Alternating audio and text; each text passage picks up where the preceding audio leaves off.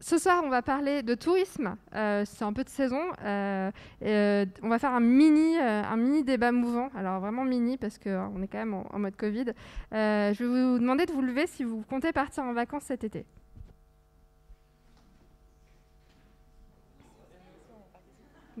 On peut, hein. Ok. Ah bah, il y a quand même une majorité parmi nous. Très bien, vous pouvez vous rasseoir, merci. Je vous mets un petit peu en jambes, histoire de ne pas vous endormir pendant la table ronde. Est-ce que vous pouvez vous lever si vous avez pris en compte l'environnement dans la préparation de vos vacances? C'est pas forcément y être arrivé, mais en tout cas, vous l'avez pris en compte, vous y avez réfléchi. Alors, il y a des hésitations, un petit peu, mais pas trop. Ok, merci. Et est-ce que parmi vous, il y en a qui vont faire un voyage à vélo? Ah. Ok. Bon, vous allez apprendre plein de choses, du coup, pour ceux qui n'ont pas prévu de voyager à vélo, peut-être que ça va vous donner envie. Est-ce qu'il y en a qui vont prendre le train pour leur voyage? Ouais, non, en fait, non. Ok. Ok. Est-ce qu'il y en a qui vont partir en van ou véhicule aménagé? Ah, vous êtes 3. Ok. Bon, on a représenté pas mal de ces modes de transport, donc c'est chouette. Je pense qu'on va pouvoir répondre à vos questions pour vous aider à encore mieux préparer vos vacances. Et je me suis pas présentée d'ailleurs. Je m'appelle donc Sarah Duvinage, et donc vous pouvez m'appeler Sarah si vous m'interpellez. Et je vais donner la parole à nos intervenants et intervenantes pour qu'ils puissent se présenter. Et après, on entrera dans le vif du sujet. On a un micro que je vous laisse vous faire passer. Du coup, Quentin, je te laisse commencer et te présenter et présenter la structure que tu représentes ce soir. Alors, il faut l'allumer, il y a un petit bouton.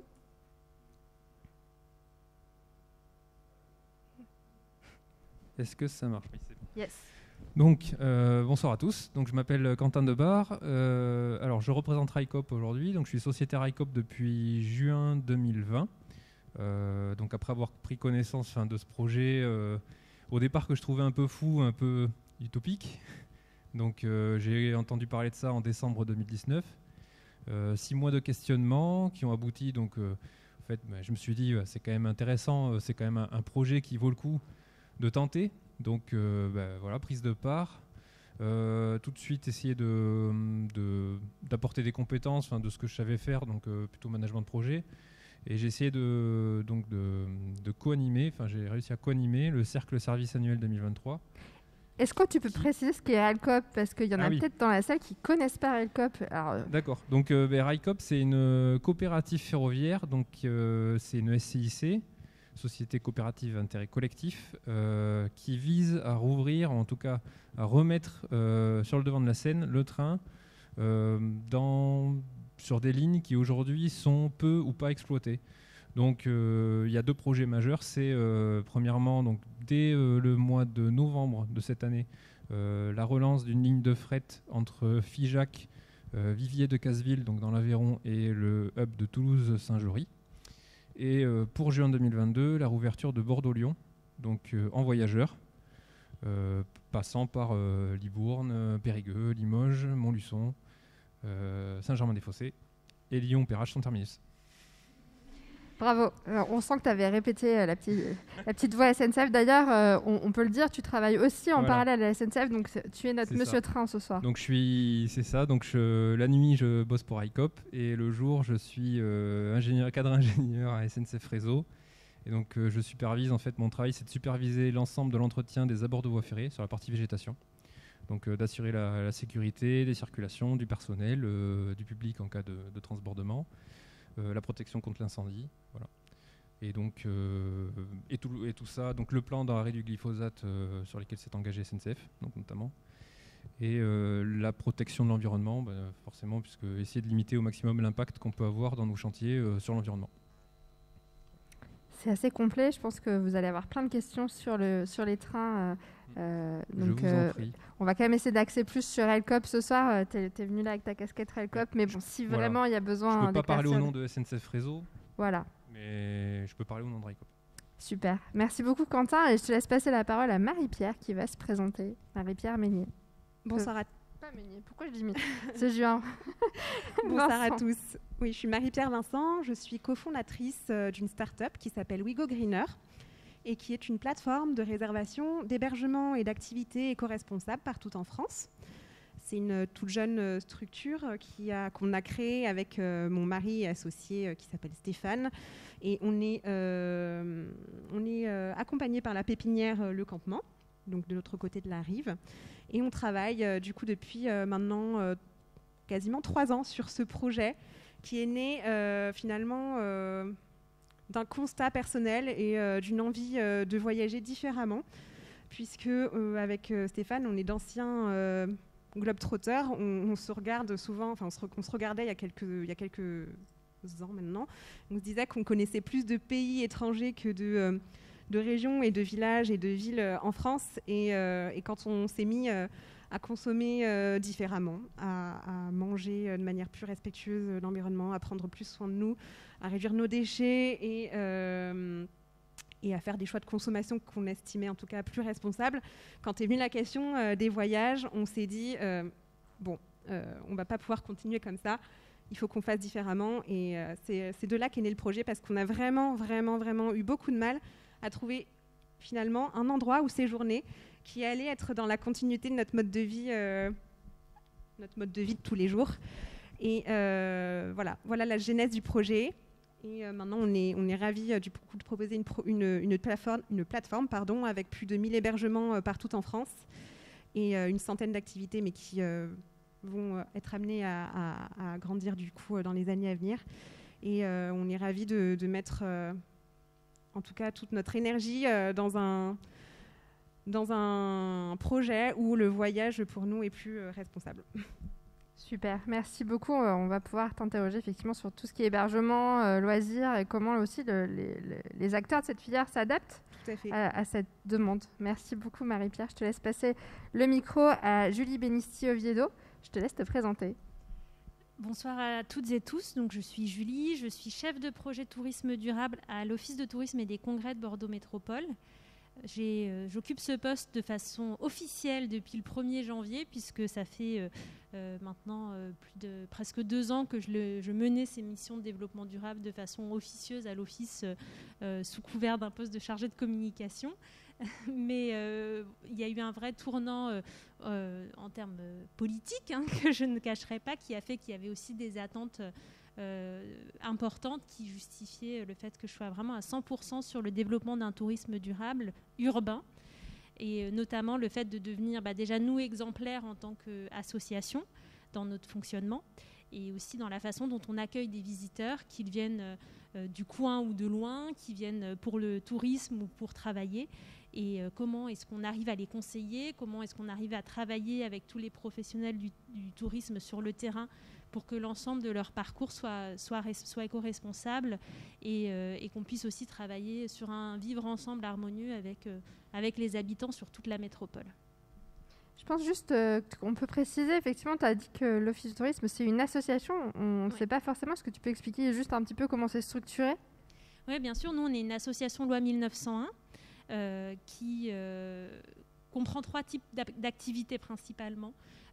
Sur l'accueil de visiteurs de loisirs, qui inclut aussi ce qu'on appelle, nous, les visiteurs de proximité, donc ceux qui viennent plutôt d'environ 100 km à la ronde.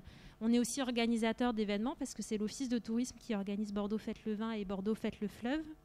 Et on fait aussi la promotion du tourisme d'affaires, qu'on connaît beaucoup moins, parce que c'est un tourisme un peu invisible. Les personnes qui vont venir pour un congrès, pour une convention d'entreprise, ils sont souvent à Bordeaux-Lac, qui viennent en semaine, on ne les voit pas trop, mais en fait, c'est 50% des nuitées sur une année standard, on va parler avant Covid. Donc, on s'occupe aussi de l'accueil de ce public-là et de ces congrès. Et donc, on est une association avec des adhérents, et on a 600 adhérents qui sont des professionnels du tourisme. Donc, ça veut dire des hôteliers, des centres de congrès, des restaurateurs, des prestataires d'activités comme le petit train électrique, le tuk-tuk, ou des commerçants aussi qui vont être adhérents à l'Office de tourisme. Merci de cette précision, parce qu'effectivement, moi, je l'ai découvert en préparant cette table ronde avec vous. Donc, je pense que pour beaucoup, c'est aussi une découverte. Donc, je trouve ça important de le souligner. Et ce qui veut dire derrière cela que, bon, évidemment, on est métropolitain, donc on est financé en partie par Bordeaux Métropole, mais à moitié. Et l'autre moitié, ce sont nos ressources propres. Merci de cette clarification. Je te laisse passer le micro à ton voisin Benoît Panel. Bien, bonjour à tous et à toutes. Je suis donc Benoît Panel, enchanté. Et je suis le président et cofondateur de Yescapa, qui est une plateforme qui va vous permettre d'avoir accès à 11 000 camping-cars, vannes et fourgons aménagés à la location. 8 000 d'entre eux sont des véhicules de particuliers, puisque c'était l'idée de base du projet, c'était d'ouvrir ces véhicules à la location entre particuliers. Et puis, on a donc agrégé également de l'offre de loueurs professionnels dernièrement. On est présent pour moitié de l'activité sur la France et pour autre moitié de l'activité sur l'Espagne et sur les pays limitrophes à la France. Alors, il faut savoir qu'avec Benoît, on se connaît depuis plus de 10 ans et au début, vous étiez 2 à avoir eu cette idée. Et là, maintenant, si tu peux peut-être nous raconter en 2-3 mots l'évolution d'une petite start-up de Bordeaux à Yescapa aujourd'hui. Très bien. Donc, effectivement, on avait démarré à 2 dans mon salon avec mon associé. Et on est maintenant 65 personnes. Il y a 50 000 familles qui vont utiliser nos services cette année. Et du coup, on est dans un niveau d'activité qu'on n'aurait pas osé espérer au début, et tant mieux. Une réussite bordelaise, du coup. Je te laisse passer le micro à Anaïs Soenen. Je te laisse te présenter. Merci. Bonjour, bonsoir à toutes et à tous. Du coup, moi, je suis Anaïs. Je suis chargée de mission dans l'association Cycle et Manivelle, qui gère la maison du vélo et des mobilités à Bègles. Et je suis aussi cyclo-voyageuse. C'est pour ça que je suis là ce soir. Cycle et Manivelle, peut-être que ça vous dit quelque chose, certains ou certaines d'entre vous. On propose de l'atelier participatif pour être autonome dans l'entretien et la réparation de son vélo. C'est un mot, la vélonomie que vous connaissez peut-être pas, mais c'est un peu l'objet de l'asso, devenir autonome avec son vélo, avec sa mobilité. L'idée d'apprendre à entretenir, réparer son vélo, mais également l'idée d'accompagner des personnes qui ne savent pas rouler à vélo. On propose de la vélo-école aussi pour les adultes. Donc on accompagne des personnes qui ont besoin de trouver cette autonomie, cette liberté de déplacement. C'est ce qu'on propose au quotidien. On propose aussi du prêt de vélo atypique. Les personnes peuvent, alors du coup, c'est les personnes, les adhérents, les adhérentes de l'association peuvent emprunter gratuitement jusqu'à 15 jours différents types de vélos pour tester une autre mobilité, mais à vélo. On a du vélo cargo, biporteur, triporteur. On a du vélo pliant aussi. Très pratique quand on a besoin de mettre son vélo dans le train, dans le tram, dans le bus, à toute heure du jour. On prête aussi un vélo de randonnée pour les personnes qui auraient besoin ou envie de tester la rando à vélo. Et différents types d'accessoires, des sacoches, des remorques, parce que des fois, il y a des personnes qui ont des enfants à amener avec soi. Voilà. Et vous êtes situé, tu veux bien préciser où on vous retrouve? Oui, bien sûr. La maison du vélo et des mobilités de Bègles est située, alors c'est 28 rue Léon Gambetta, c'est un gros bâtiment qui est le long du tramway sur du coup, la ligne C à l'arrêt Stade Musard. On est vraiment dans le centre de Bègles. Et tu n'es pas venu seul?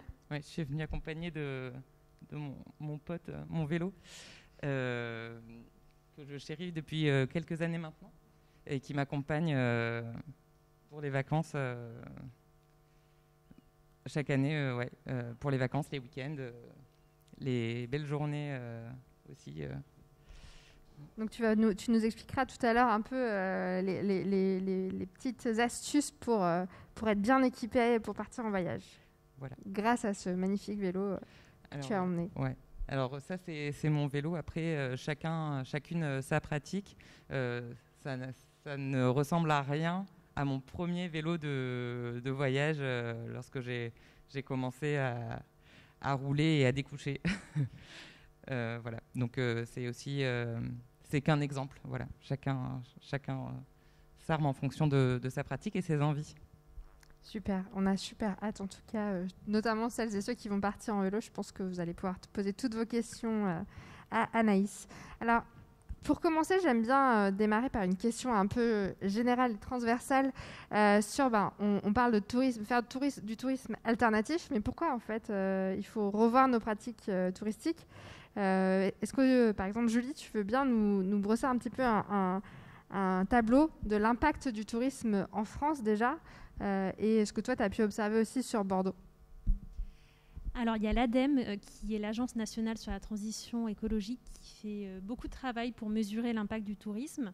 Ils viennent de sortir un bilan carbone de l'activité touristique en France, qui a révélé que sur une année, je pense qu'ils ont pris 2019-2020, sur une année de tourisme standard, le tourisme, que ce soit les touristes étrangers qui séjournent en France ou les Français qui séjournent en France, qui est en fait la majorité du tourisme français, parce que 80% des Français voyagent en France, ça représente la consommation annuelle de 11 millions de Français, avec bien sûr les 3/4 de cette consommation, enfin de ce bilan des émissions carbone est représenté par le transport, qui prend les 3/4 de ce bilan carbone-là. Donc sur tout l'inventaire annuel, enfin l'inventaire français du bilan carbone, tous les bilans qui ont été faits, ça représente 11%. 11 millions de Français, 11%, les chiffres sont assez faciles à retenir. Et ils font aussi tout un travail pour relever tout ce qui peut être appelé comme les externalités négatives du tourisme. Donc on pense évidemment à l'impact sur le changement climatique, je viens d'en parler avec le bilan carbone, mais aussi tous les impacts environnementaux que peuvent provoquer la présence touristique. Par exemple, en Gironde, il y a 4500 hectares d'espaces naturels sensibles à protéger. Donc en quoi, par exemple, cette présence touristique-là, elle peut venir mettre en danger ces espaces naturels-là? Comment est-ce qu'on les préserve tout en permettant de les découvrir? Et puis tout l'impact social aussi, et qui est très important quand on parle de tourisme en espace urbain. L'impact social, les externalités négatives sur la société. Donc comment est-ce qu'on travaille pour faire en sorte qu'il n'y ait pas ce qu'on appelle du surtourisme? Alors à Bordeaux, on n'est pas en situation de surtourisme, encore moins en ce moment, mais c'est souvent en fait une perception de surtourisme qui va être sur certains quartiers. Donc comment est-ce qu'on travaille sur ces flux-là? Comment est-ce qu'on fait circuler les touristes pour qu'ils aillent découvrir plein de pépites qu'il y a sur l'ensemble du territoire et qui ne restent pas sur les 5 incontournables comme on fait souvent quand on va découvrir une ville quelque part? Donc voilà, ce sont les 3 gros types d'externalités négatives qui existent sur le tourisme. Et avec la crise du coronavirus, il y a quand même un vrai changement, un vrai chamboulement dans nos pratiques globalement, mais sur nos pratiques touristiques aussi. On a été pour beaucoup empêchés de se déplacer, et donc ça nous a encouragés à voyager près de chez soi. Donc comment est-ce qu'on fait ce voyage-là? Comment est-ce qu'on va découvrir des choses incroyables à 3 pas de chez soi ou pas? Enfin, comment est-ce nous, en tant qu'office de tourisme, comment est-ce qu'on produit cette offre-là? Et puis, on était sur des résas de dernière minute, avec des protocoles sanitaires énormes, des protocoles qui d'ailleurs ont eux-mêmes un impact sur l'environnement, parce qu'on a eu beaucoup du retour de plastique, de déchets, de produits à usage unique aussi. Donc comment est-ce qu'on gère toute cette nouvelle consommation touristique qui est venue après le Covid? Oui, c'est vrai qu'on observait, je pense qu'il y avait vraiment une tendance de fond sur la modification du tourisme. Les gens voyagent, on le voit sur le vélo, le train, les modes de transport, les choix d'activité, ça a évolué. Mais là, vraiment, est-ce qu'on observe un boom du fait de la crise qu'on a connue? Est-ce que vous, en termes de chiffres, sur la fréquentation des plateformes, etc., est-ce que vous voyez un boom, un avant-après crise sanitaire?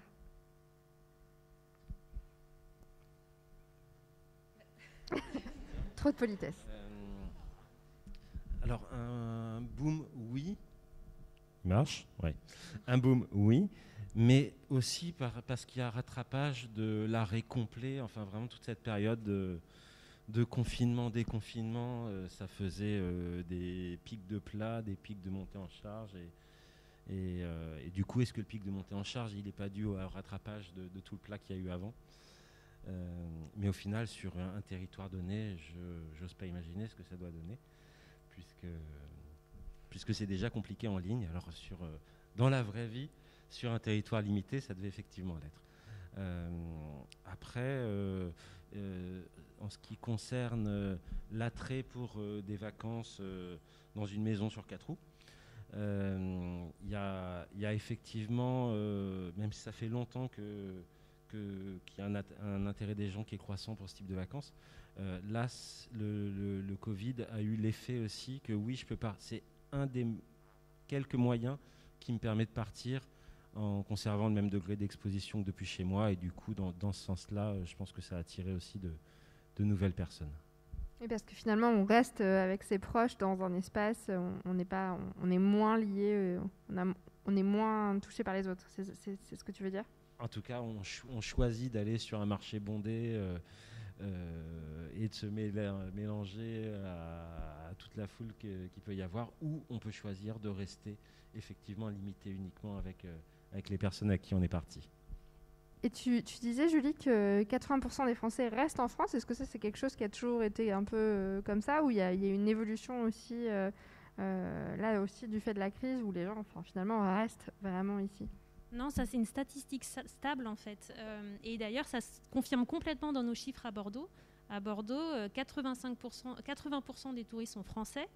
Les 20% d'étrangers viennent en grande majorité, ce sont des Britanniques, des Allemands et des Espagnols. Et sur les 80% de Français, en fait, il y a un tiers de néo-aquitains, donc qui sont vraiment très proches de nous. Alors nous, on ne fait pas partie d'un territoire qui a vécu un boom post-Covid, parce qu'on a un territoire urbain. Et vous, les premiers, vous vous êtes levés pour dire que vous allez partir en vacances cet été. Et je ne sais pas où vous partez en vacances, mais en réalité, quand on regarde les statistiques de l'été dernier, les gens ont envie de nature, ont envie de vert, ont envie de s'aérer, après avoir été beaucoup enfermés. Donc nous, on est plutôt une destination comme beaucoup d'autres villes qui ont souffert particulièrement de la crise, parce qu'on ne fait pas partie des destinations où il y a ce regain-là lorsqu'on a la possibilité de voyager. Est-ce que Marie-Pierre, tu voulais réagir sur l'évolution post-Covid ? Je peux effectivement vous apporter notre petite expérience, mais effectivement sur une saison passée, on a également vécu des pics liés forcément au confinement, déconfinement. Là où par exemple on constatait effectivement les destinations urbaines ont eu vraiment du mal à avoir des taux de remplissage importants. Nous, sur notre parc d'hébergeurs, qui se situe quasiment à 99% vraiment sur des territoires ruraux, on a eu un taux de remplissage qui dépassait les 90%. Donc, effectivement, on a ressenti un besoin des Français de se retrouver en pleine nature, dans des espaces effectivement assez grands, assez vastes. Et c'est ça, voilà la saison qu'on a vécue, et ça se confirme cette année. Et d'ailleurs, j'ai cru comprendre que l'année dernière, sur la mobilité vélo-train, il n'y avait plus de place dans les trains pour mettre les vélos, tellement il y a eu aussi un essor. Je ne sais pas si vous avez envie aussi de commenter cela. Ce qui est sûr, c'est qu'en fait, il y a un côté comment on peut faciliter le transport pour des gens qui ont envie de repartir en nature, ou justement cet aspect ruralité. Enfin, moi, le premier, c'était pareil, hein, on a fait le confinement dans un appartement sur Bordeaux. On n'avait qu'une envie, une fois que c'était rouvert, de partir à la campagne. Et finalement, quand on cherche les solutions pour aller à la campagne, dans un réseau ferroviaire qui s'est toujours construit autour de la métropolisation, soit autour de Paris sur la longue distance, soit autour des grandes villes, des métropoles pour le TER, finalement, quand on veut aller à la campagne, c'est de suite un peu compliqué. Et cette métropolisation, elle se voit aussi dans l'aménagement des trains, où en fait on a, je vais me faire gronder, on n'a pas de place techniquement pour les vélos, parce que les trains sont aménagés pour faire du transport périurbain ou de métropole, quoi, d'un schéma RER. Donc c'est vrai que c'est un sujet, globalement, comment on peut rendre accessibles les zones rurales et la campagne, et comment on peut sortir de cette métropolisation, quoi. Rendre simple le train pour aller à la campagne. Est-ce que justement, cette notion vélo-train, c'est un sujet que vous travaillez chez Railcoop ? Alors oui, déjà, il y a un ADN Railcoop qui est donc vraiment décentralisé. Et donc, effectivement, il y a toute une notion de service qui est autour du train. Et notamment donc, le fait d'embarquer des vélos ou d'embarquer des gros bagages, de ne pas prendre de contravention quand on transporte sa contrebasse, par exemple. Donc il y a ce travail-là. Alors après, ça forcément, les contraintes opérationnelles font qu'on ne peut pas forcément faire tout ce qu'on veut. Donc là, il y avait un plan qui était fait sur du train neuf et finalement, ça va être du matériel d'occasion, ancien TER. Donc les aménagements vont être un peu limités dans un premier temps. Et donc à court terme, on aura du mal à transporter le volume de vélos escompté au départ. Mais en tout cas, il y a vraiment cet ADN de simplifier. Et donc il y a plein de groupes au sein de la coopérative. Il y a un cercle de sociétaires. Donc un cercle, c'est un groupe de réflexion de sociétaires. Train plus vélo, un cercle train à inventer qui travaille sur les services à bord, un cercle qui travaille sur les services en gare, un cercle qui travaille sur la tarification pour assembler tout ça. Donc voilà, tout est fait de manière collégiale et ces thèmes sont bien pris en compte. Oui, parce qu'effectivement, si tout le monde demain, cet été, part en vélo et compte mettre son vélo dans le train, ça va être compliqué. Donc il va falloir faire juste du vélo ou juste du train. Il y a toujours une limite. À un moment donné, de toute façon, quand on fait du train, les coûts sont tellement importants qu'il faut les rentabiliser avec un certain nombre de places. Plus on met des places pour le vélo, moins on vend de places assises. Donc il y a toujours un compromis à trouver. On ne peut pas faire des trains avec 200 places de vélo. Mais on peut clairement améliorer la situation par rapport à ce qui se fait aujourd'hui, quoi. Oui, pardon, je me permets de réagir du coup. À l'heure actuelle, voyager avec son vélo dans un train, c'est possible. C'est difficile, mais c'est possible. Il faut faire attention à s'organiser pour. Si on ne veut pas démonter son vélo, c'est quelque chose qui est possible, qui se fait de démonter son vélo et d'avoir... j'ai plus les dimensions exactes en tête, mais l'idée que son vélo ressemble à un bagage pour être autorisé tout le temps dans le train. Et si on n'a pas envie de jouer à remonter le puzzle en sortant du train, du coup, s'organiser, on peut, dans les TGV, réserver des places pour les vélos. Dans les TER, c'est possible, mais c'est vrai que l'offre est très limitée et du coup, s'organiser à la dernière minute, c'est pas toujours évident. Parce que les places, j'allais dire, sont chères. C'est pas que c'est cher en soi, c'est surtout qu'elles sont très rares. Voilà. Pour préciser, donc il y a quelques régions qui ont mis en place un système de réservation pour la place pour le vélo. Alors je sais que Bretagne et la région Centre-Val de Loire l'a fait. Donc il faut réserver sa place vélo avant dans le train. Alors elle est gratuite, mais il faut indiquer qu'on amène son vélo pour éviter. Alors il y avait des situations où le matin à 9h, sur la Loire à vélo, vous pouvez y avoir 50 vélos sur le quai. Donc voilà, pour éviter ce genre de situation. Oui, ça marche moins bien, effectivement. Je voulais vous poser la question de... on est allé de manière très spécifique, mais on va rester un petit peu transversal encore. Si demain, là, je veux préparer mes vacances plus écolo, comment je me repère? Parce qu'en fait, c'est hyper difficile. Il n'y a pas un guide du routard écolo. Comment on se repère? Où est-ce qu'on va chercher l'info? Peut-être, Julie, tu peux nous donner des éléments de réponse sur comment mieux se repérer? Parce qu'il y a plein de labels, il y a plein de trucs. Et finalement, par quoi on commence? Alors c'est une question que se posent tous les offices de tourisme en ce moment. Comment est-ce qu'on informe et comment est-ce qu'on conseille sur cette multitude d'offres qui existent? Alors je peux parler de ce qu'on a fait nous, parce que alors vous n'allez probablement pas partir en vacances à Bordeaux, mais mine de rien ça peut tout de même être intéressant si jamais vous accueillez de la famille, ce qui arrive souvent, et que vous avez envie vous-même d'avoir une activité ou de les héberger dans un hébergement solidaire. Et en tous les cas, je trouve que c'est assez symbolique ce qu'on fait nous de ce que font d'autres villes. On se parle beaucoup, on travaille ensemble, et elles sont toutes sur des démarches similaires. La première étape, c'est déjà l'inventaire, de savoir nous-mêmes ce que font les professionnels du tourisme à Bordeaux. Et en l'occurrence, on sortait un nouveau site internet en même temps, donc on a pris le train en marche. Joke. Bref.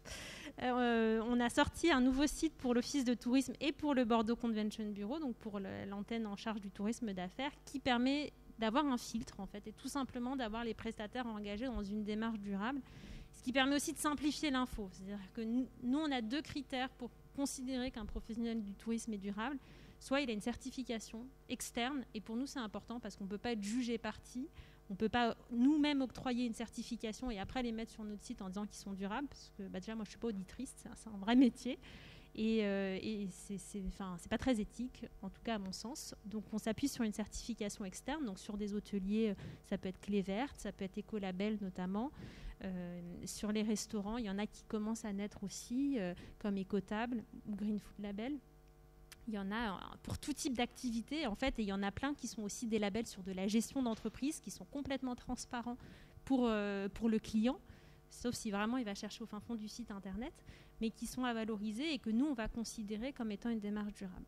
Et puis après, il y a des entreprises, des structures qui accueillent des touristes pour qui ça fait partie de leur ADN et qui n'ont pas de certification. Darwin n'a pas de certification. Je ne sais pas qui je serais aujourd'hui pour dire que Darwin n'est pas éco-responsable. Donc il y a des entreprises qui font tellement de choses, ça fait partie de leur ADN, ça mobilise tous leurs salariés, c'est un esprit d'entreprise. Et donc ils ont des chartes RSE qui sont vraiment solides. Et dans ce cas-là, nous, on considère qu'ils sont durables. Donc déjà, nous, il y a il y a une espèce d'un seul label, quoi. On a pris une feuille verte, on n'est pas allé chercher bien loin. Et sur la fiche, par exemple, de l'hôtel que vous allez regarder, vous allez voir exactement quel est l'engagement qu'il a pris. Et on est beaucoup d'offices de tourisme à développer ce type de pratique. Donc, où trouver l'info ? On peut déjà aller demander à l'office de tourisme, ce qu'on ne fait pas souvent en réalité. Moi, la première, avant de travailler dans un office de tourisme, je n'allais pas souvent dans les offices de tourisme. Maintenant, j'y vais tout le temps parce qu'en fait, il y a plein d'infos. Et donc, ça peut être une des clés. Et après, il y a plein de plateformes qui se développent, notamment sur l'hébergement, et qui peuvent permettre aussi d'aiguiller. Nous, on n'a pas voulu réinventer la poudre parce qu'il y a des professionnels qui le font très bien. Et on ne va pas inventer un label sur des labels qui existent déjà. On ne va pas complexifier encore plus la machine. Donc on s'appuie sur des choses qui existent et qui fonctionnent bien. Et du coup, Marie-Pierre, comment vous avez identifié justement des offres écolo ? Parce que est-ce que vous allez les visiter à chaque fois ? Finalement, qu'est-ce qui fait qu'un hébergement est dit écolo ? Alors on a une vision un peu différente par rapport à label. Déjà, effectivement, il y a des labels existants, il y en a plus d'une 50aine. Je ne sais pas si, par exemple, dans la salle, vous êtes capable de m'en citer un ou deux et de savoir à quoi ça correspond. Ça, alors, on a des noms. Je précise pour les gens qui écoutent que tout le monde fait nom de la tête. J'ai fait le description. Ça, c'était notre premier constat, du coup, quand on a démarré le projet et on s'est dit, effectivement, les labels, on comprend... On est à 1000%, on comprend à 1000% leur démarche. Et le problème, c'est qu'en tant que voyageur, c'est hyper compliqué de comprendre qu'est-ce qui différencie tel label de tel autre label et de savoir concrètement quelles actions sont mises en place quand tu es voyageur et que tu cherches, par exemple, un gîte, une maison d'hôte, etc., etc. Donc nous, en fait, on a voulu lisser un peu ces labels et on a demandé concrètement à nos hôtes, chaque hôte qui rentre sur notre plateforme, va être audité. Alors non, c'est pas totalement audité.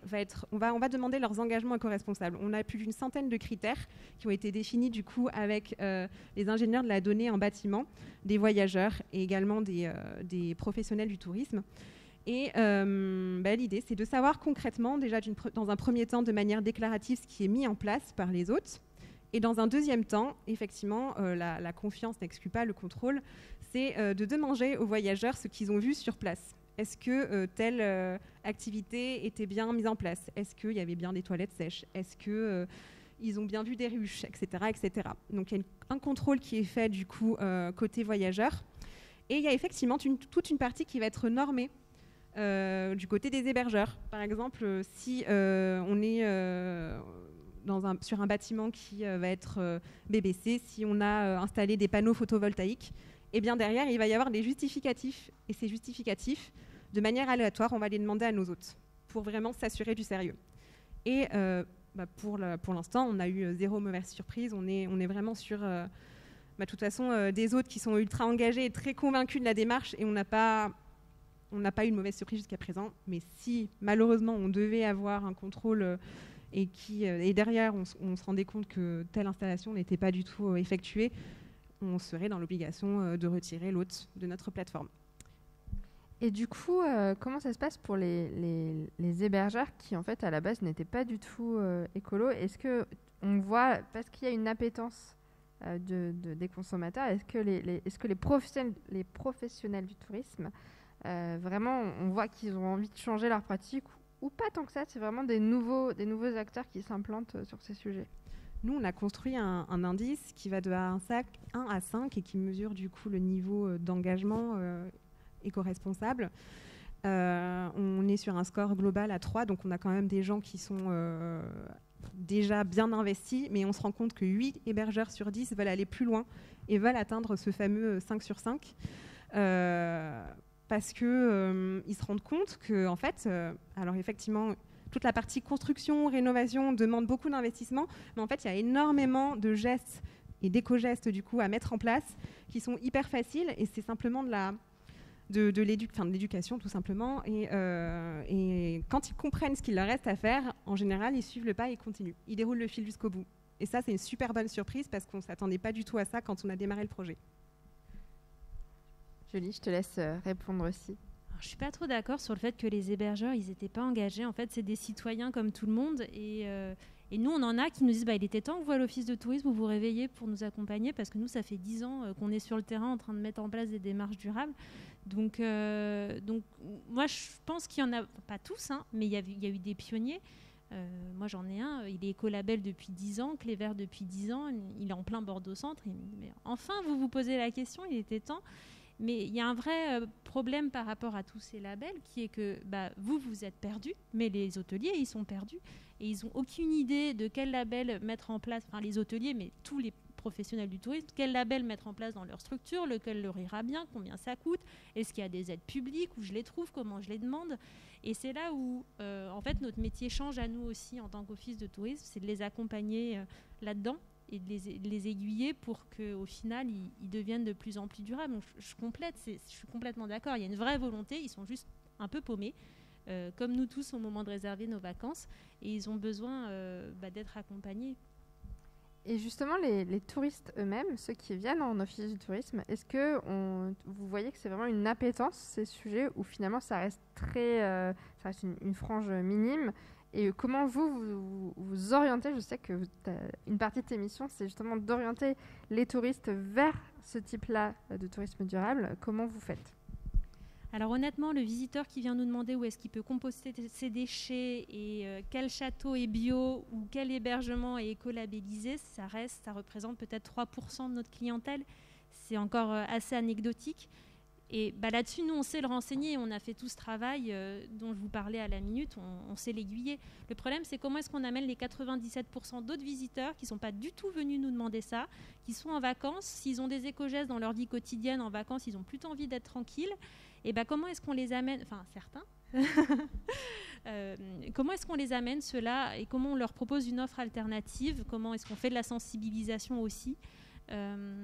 Voilà, vous avez 3 visites qui partent dans les châteaux à la même heure, au même prix, et dans les 3, vous en avez une, c'est des châteaux bio avec de la biodynamie. Vous avez un atelier de sensibilisation sur la biodiversité dans ce château-là. Enfin, c'est comment est-ce qu'on leur propose cette information-là. Et quand on regarde un peu les stats dans les différentes études clients qui sortent, ils peuvent se déclarer prêts à être plus éco-responsables dans leurs vacances, mais souvent, c'est un manque d'infos et une crainte que ce soit plus cher. Mais c'est souvent un manque d'infos, en fait.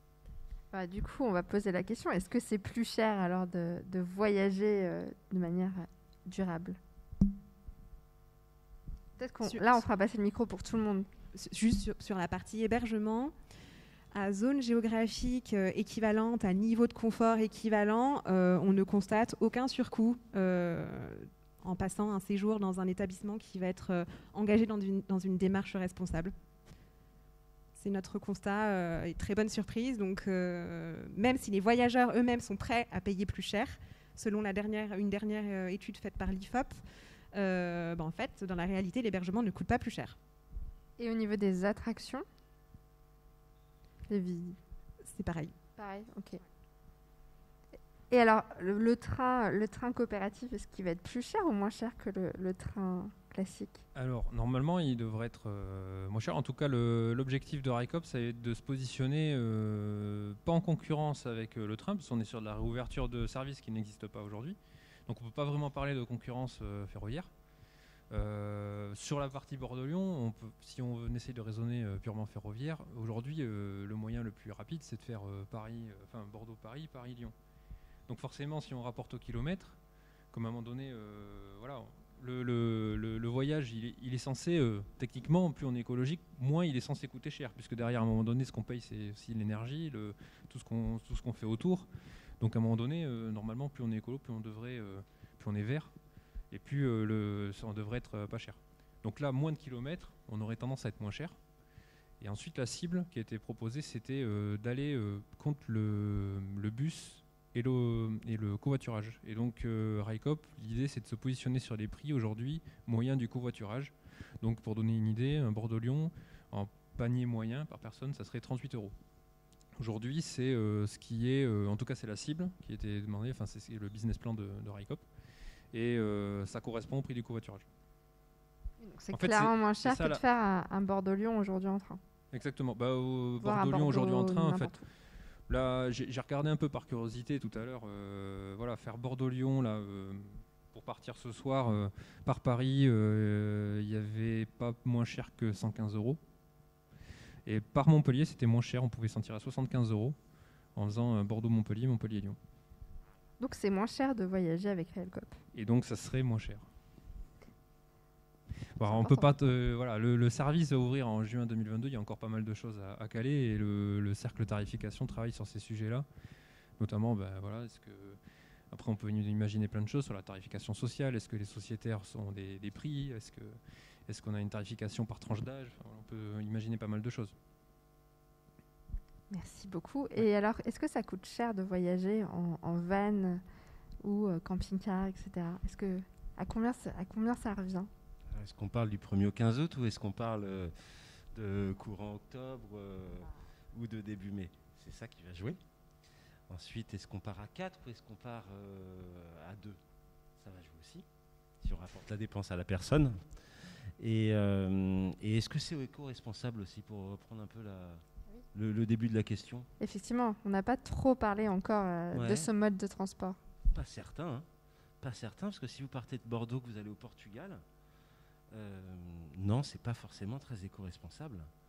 Si par contre, vous faites 200-300 km d'approche et vous restez la semaine sur une région, déjà, vous allez profiter de votre temps beaucoup plus. Et là, oui, là, ce sera très éco-responsable, puisque c'est dans la mesure où c'est une maison sur roue, équipée avec plutôt des diesels et parfois pas que des neufs, puisqu'on propose des véhicules pas chers, donc des véhicules qui sont parfois pas tout récents.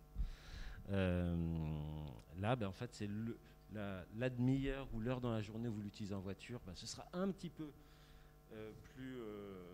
dégagera plus de CO2 que si vous étiez dans votre véhicule. Par contre, la maison, elle, les 22 heures où vous l'utiliserez comme une maison, alors là, oui, ce sera très propre. Pourquoi, justement, elle sera plus propre, cette maison ? Parce que... en restant sur mon seul sujet et sans parler Enfin, en gros, par rapport à un hôtel, les hôtels vont avoir des espaces qui vont être les couloirs qu'il faut chauffer, refroidir, les cuisines pour tout le monde. Là, on est dans quelque chose de sobre, on est dans quelque chose de très sobre si on le ramène à 2 ou 4 personnes qui préparent leur popote et leur café le matin, quoi. Et aussi une limite en termes de ressources, qu'elles soient eau, électricité, on est quand même limité. Alors, ou pas ? Il ne faut pas que tout le monde ait envie de prendre une douche d'une demi-heure. Sinon, il y en a un qui va pouvoir la prendre et encore, ça se trouve, il n'ira pas au bout de la demi-heure. Donc, effectivement, on apprend à vivre en étant très conscient de ce qu'on dépense, puisqu'on emporte avec soi ses réserves d'eau, ses réserves de gaz. Et dans ce sens-là, oui, on est de toute façon amené à limiter sa consommation, puis à se rendre compte aussi qu'on peut arriver très bien à vivre avec finalement quelque chose qui nous semblerait très limité si on était dans sa maison. Donc finalement, le voyage en van ou véhicule de tourisme, c'est plus une invitation au minimalisme qu'un moyen de transport en soi qui soit écolo. Ou une initiation. Et pour parler du prix, 100 € en moyenne, mais qui peut monter à 150 du 1er au 15 août, ou descendre à 70 hors saison, par jour. Par jour, par véhicule. C'est ça. Ok. Et le vélo alors ? Le vélo, est-ce que ça coûte cher ? C'était la question, si je me souviens bien, c'est est-ce que ça coûte cher de voyager écolo ? En soi, on peut voyager à vélo avec un vélo acheté à 50 € et des sacoches de marques de sport. Decathlon, par exemple, fait des sacoches à pas cher. Ouais, ce sera plus facile de dire les choses. Fait des sacoches à pas cher. Produites à l'autre bout du monde, certes. Mais ça existe d'occasion. C'est possible de se les prêter aussi. Donc, en soi, ça coûte pas cher. En fait, le voyage à vélo, c'est en soi les vacances.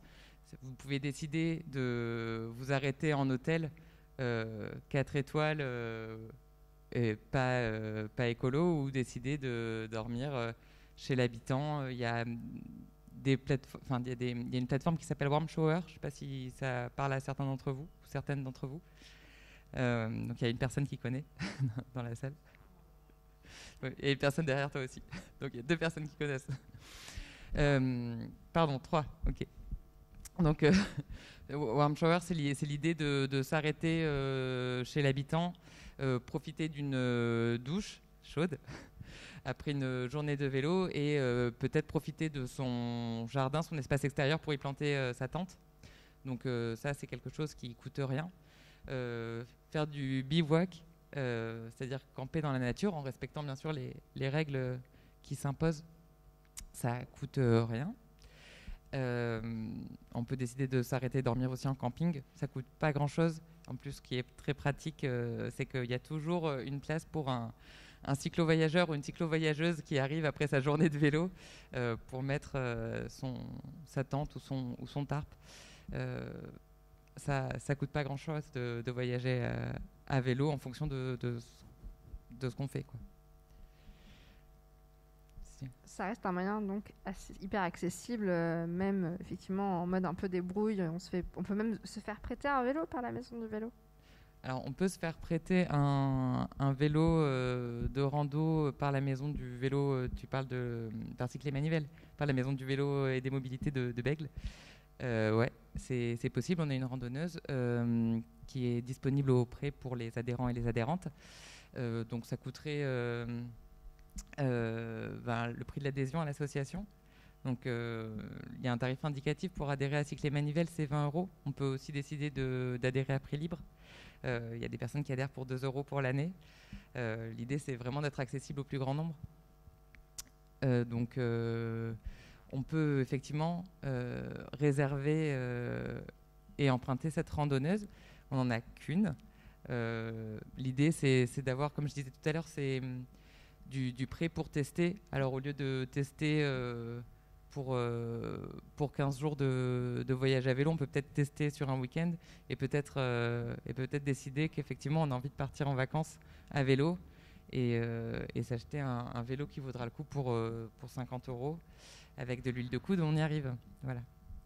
Puisqu'on parle vélo, comment on prépare son périple à vélo? C'est quoi les premières étapes, là, les trucs à vraiment pas oublier, ou finalement sinon au bout de 2 jours tu te dis mais mince, j'aurais dû penser à ça?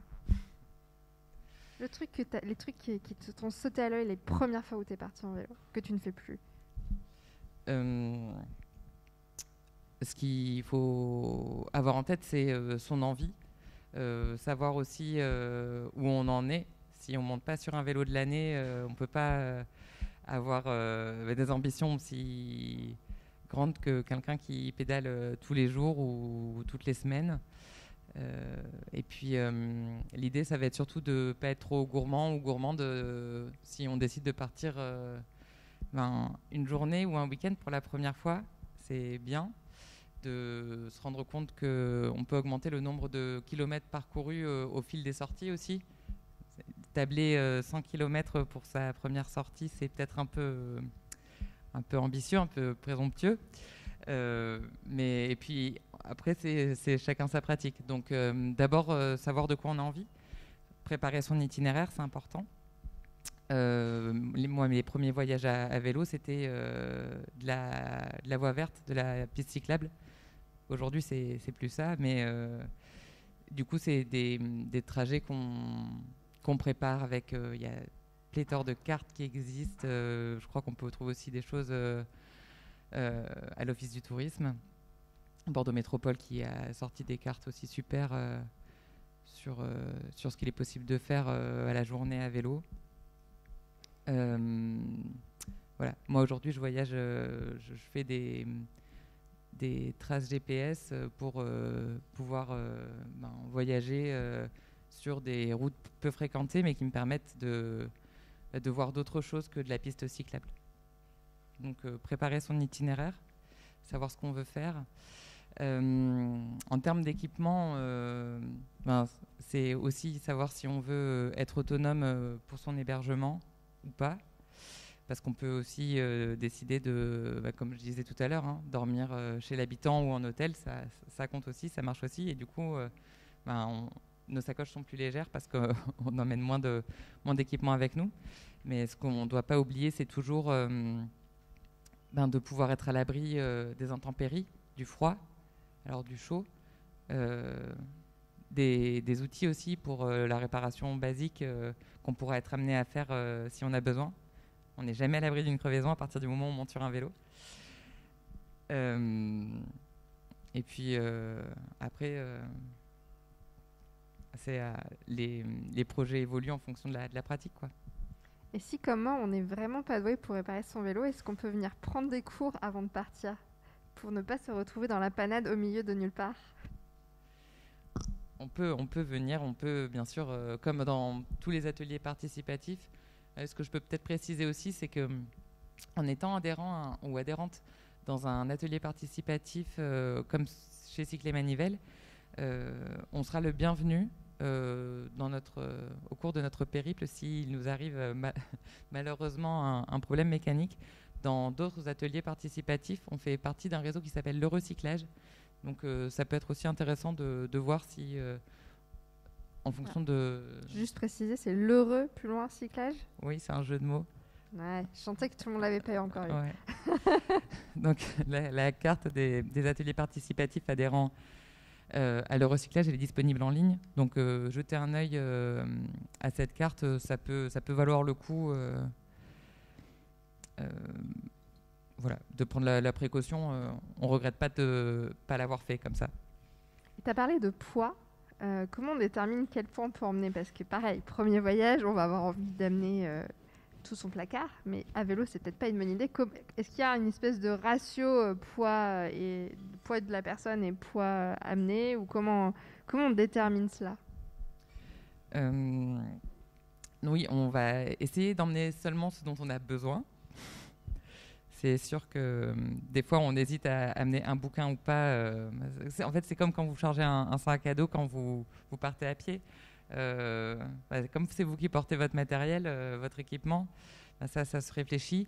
Il n'y a pas de ratio. Il y a des gens qui partent, j'allais dire très chargés, mais c'est une question de point de vue, avec des sacoches à l'avant du vélo, 2 sacoches aussi à l'arrière du vélo très chargées. Il y a des gens qui partent même avec... comme s'ils avaient leur maison avec eux, avec une remorque à l'arrière. Il y a des gens qui ont besoin de transporter parce qu'ils partent en famille.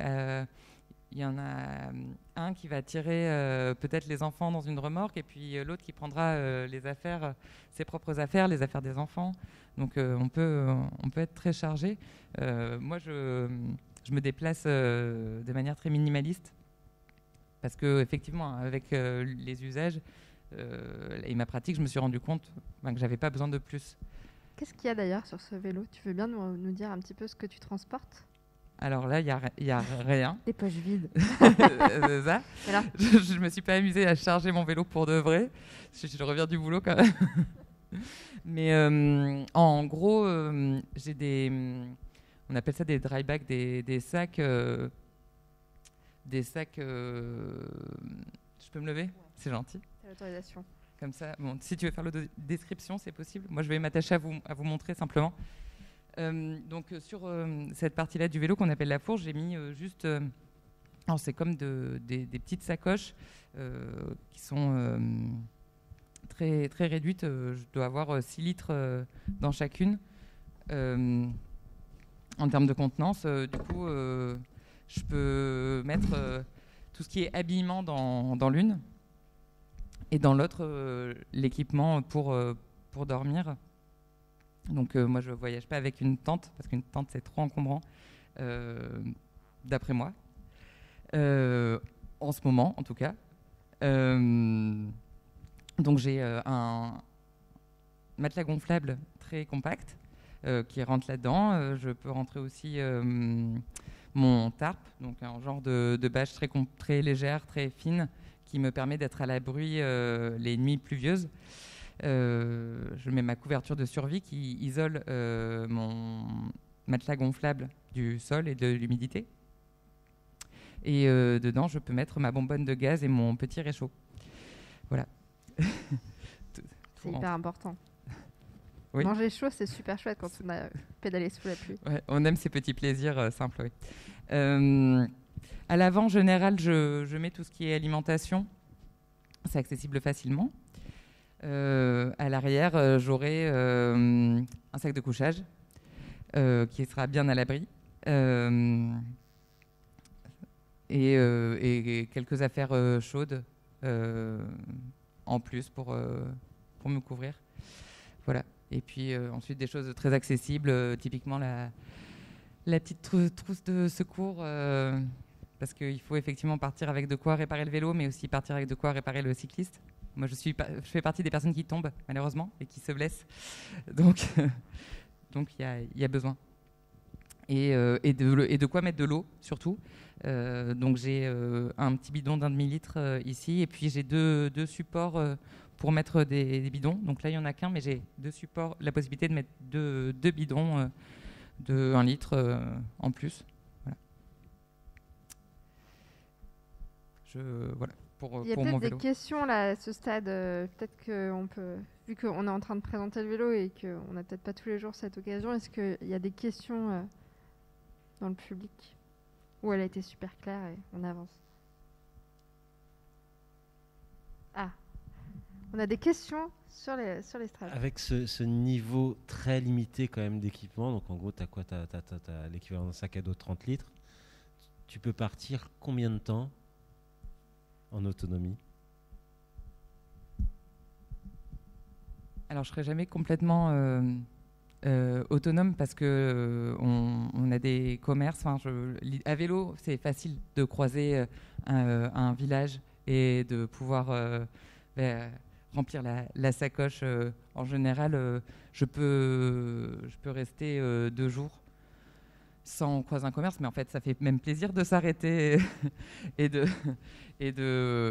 j'allais dire boire une bière. S'arrêter, oui, en vrai, parce que c'est ça aussi les vacances. Parce que, en fait, c'est le trajet constitue lui-même les vacances. Donc, c'est un mode de déplacement qui nous permet de profiter quand on veut des vacances, des visites qu'on peut faire. Donc, on s'arrête, un commerce, un bar, un musée, tout ce qu'on veut, quoi.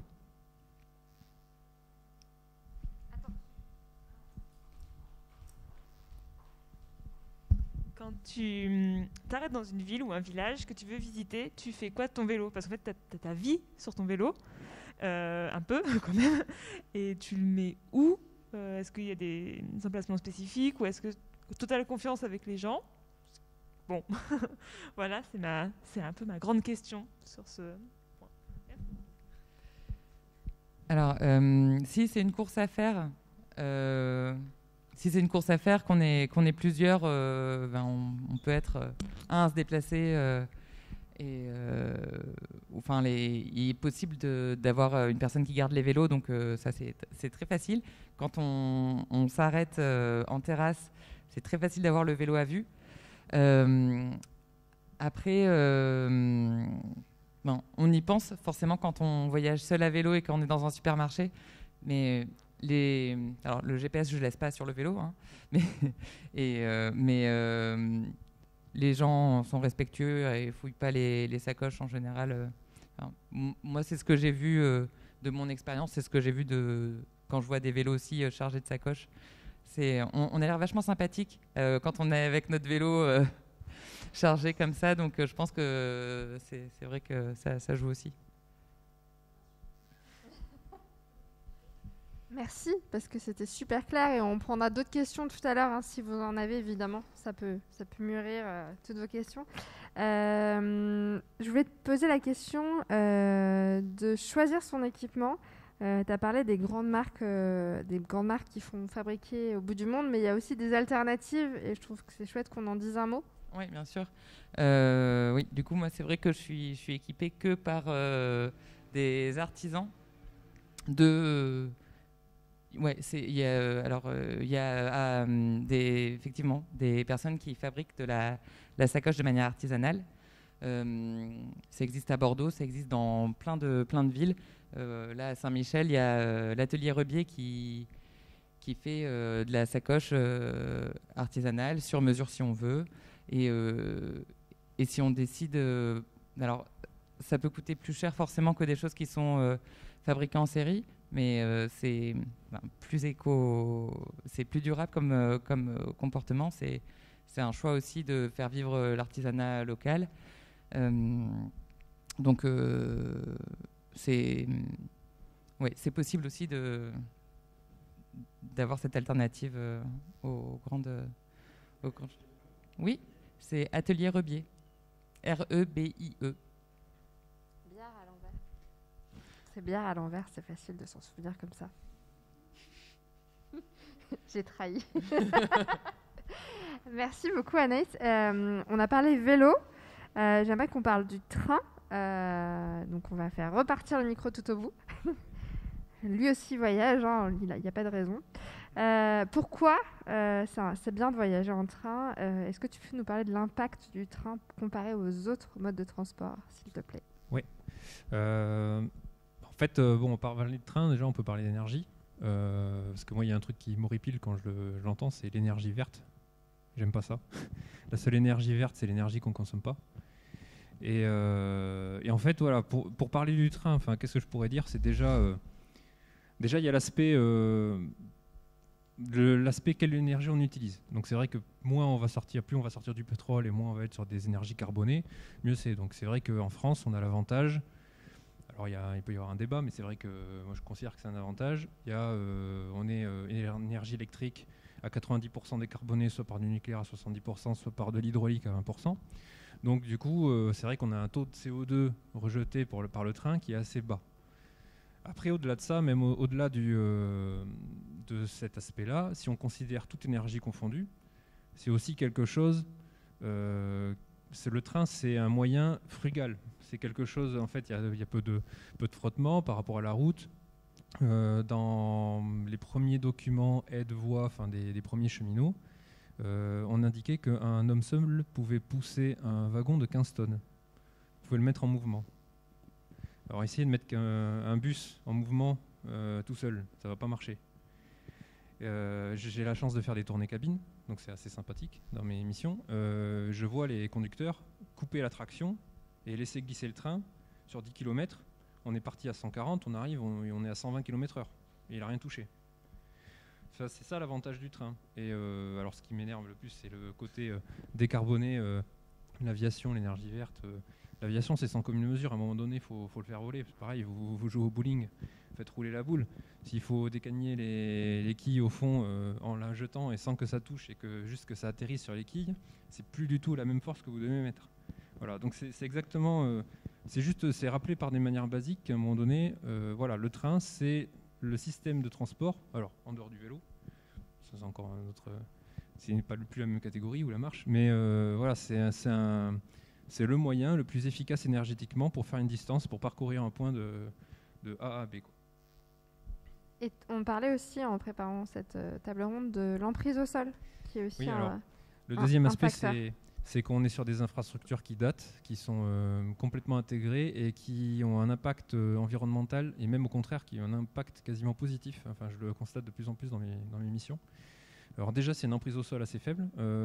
Pour vous donner un exemple, donc je gère le réseau Aquitaine de l'ancienne région.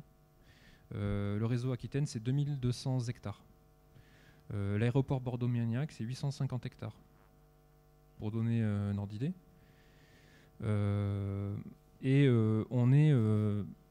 On voit que ça met en place, c'est complètement intégré à l'environnement. C'est des lignes, alors je ne parle pas des nouvelles lignes à grande vitesse, etc. En plus, c'est en dehors de mon périmètre. Mais sur des lignes, sur des anciennes lignes, on voit que c'est quasiment des corridors écologiques. on crée les conditions, notamment par nos activités, on a tendance à rouvrir les milieux et donc à créer des corridors où on va retrouver énormément de biodiversité avec un impact qui est assez faible. Parce que par rapport aux autoroutes, par exemple, les autoroutes, c'est 3 fois plus la surface. Alors, j'ai plus le chiffre en tête, mais c'était de l'ordre de 3 ou 4 fois plus important en termes de surface et d'emprise au sol. C'est beaucoup plus artificialisé du fait du bitume aussi. Et l'impact écologique est beaucoup plus fort parce qu'on a les vibrations, on a le bruit et ça a tendance à déstabiliser la faune. Il y a beaucoup plus de circulation par rapport à la voie ferrée, quoi. Donc on a aussi une intégration dans l'environnement qui est meilleure.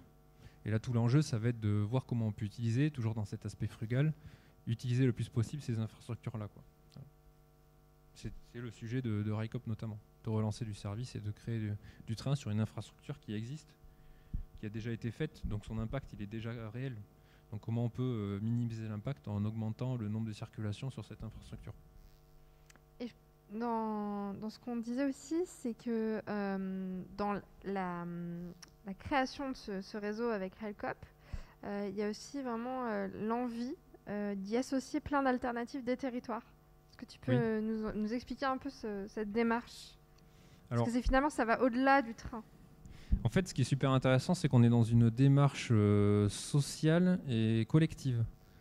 Et en fait, à plein de niveaux, on voit que... Alors, il y a l'aspect déjà, ce que je peux dire sur le cercle service annuel 2023, donc c'est le cercle qui réfléchissait à l'ouverture des nouvelles lignes. On essaie de travailler sur plein d'indicateurs pour désenclaver ou travailler sur les territoires. Donc comment on pouvait créer des nouveaux services, comment on pouvait s'associer avec un tourisme durable. Et c'est des choses que certains de nos sociétaires ont proposées.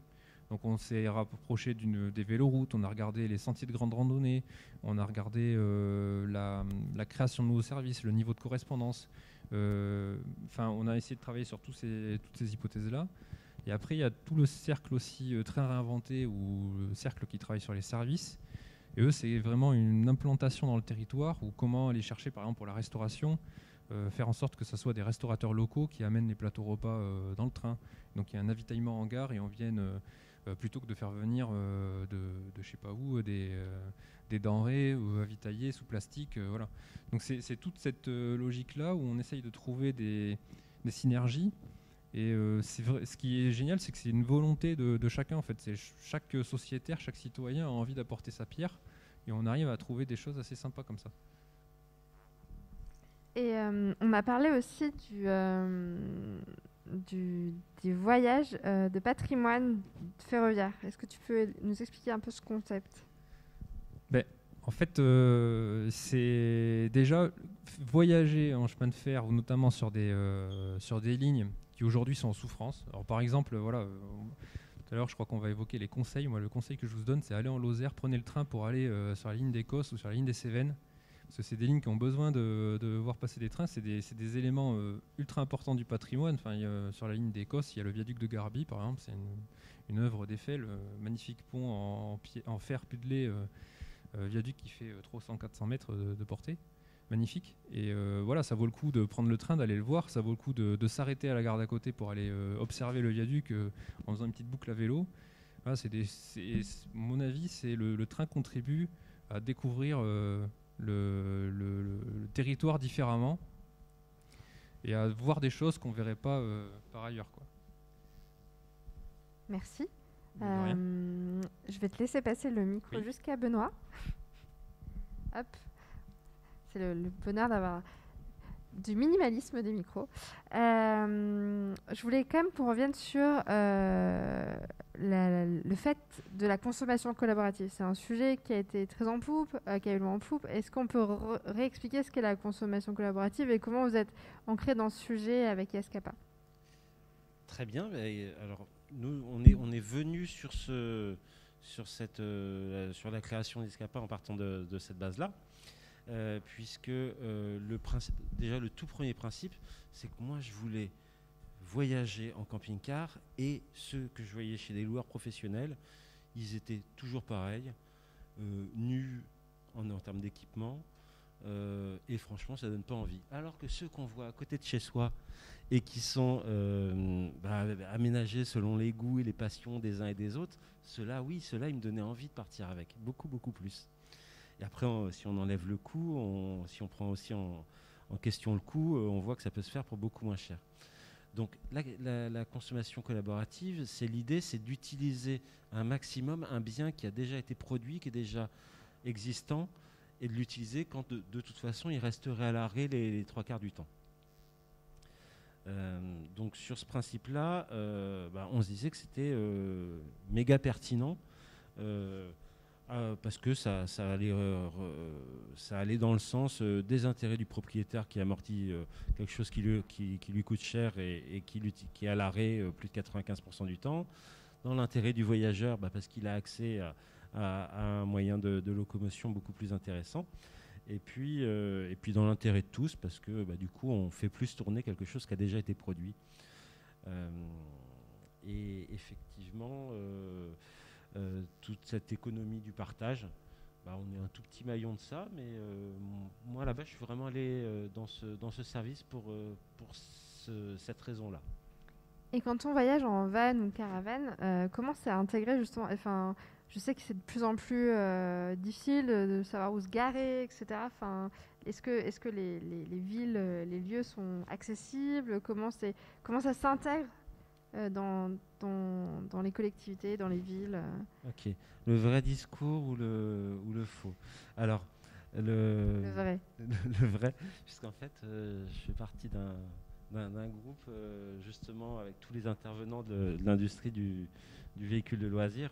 Et on va porter des procès contre les villes qui mettent des interdictions illégales. Et là, on baisse un peu les bras parce qu'il y en a tellement.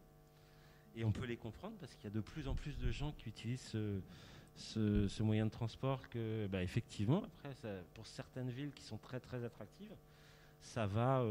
Seignos, par exemple, se fait littéralement envahir. Donc oui, ils doivent absolument mettre des règles qui vont à l'encontre de la liberté de chacun, mais qui vont dans le sens de l'intérêt de la ville et de ses habitants. Donc on les comprend. Et maintenant, en fait, donc ce groupe, il cherche surtout à canaliser les interdictions. Donc au vu de la démocratisation, on voit bien que oui, c'est normal. Ce qui veut dire qu'en fait, encore une fois, le surtourisme, c'est de là que viennent les choses. Quand les choses sont régulées, qu'il y a un équilibre, il n'y a pas de problème. Et j'avais préparé ma petite stat pour ce soir. 95% des visiteurs, ils vont dans 5% des endroits du monde. Et le vrai problème, c'est celui-ci. Et donc, j'ai perdu le fil de ta question.